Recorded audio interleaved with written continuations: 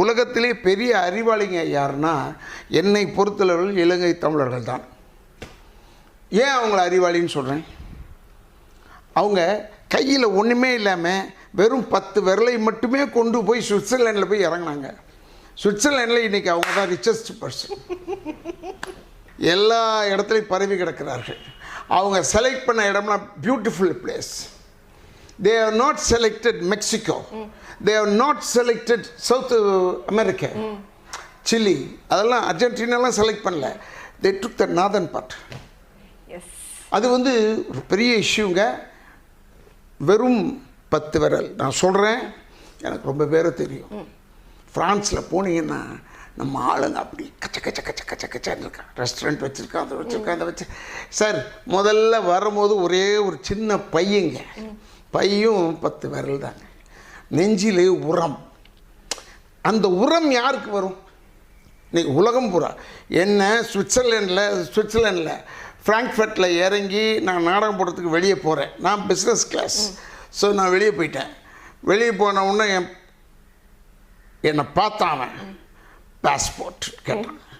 நான் ஒன்று wait, my manager is bringing the passport சொல்கிறதுக்குள்ள துப்பாக்கி எடுத்து நெத்தியில் வச்சிட்டான். இந்த பேஸ்மெண்ட்டு பாடி ஸ்டாங் சொல்கிறாங்க, அது மாதிரி ஆயிடுச்சு. அந்த இடத்துல எனக்கு ஷிவர் ஆகிட்டேன். ஆனால் சும்மா ஒரு 2 செகண்ட். நான் ஏற்கனவே துப்பாக்கி பார்த்த குடும்பம் நம்மது, அதனால் இவன் இப்படி துப்பாக்கியில் வச்சோன்னா நான் பயப்பில்லை.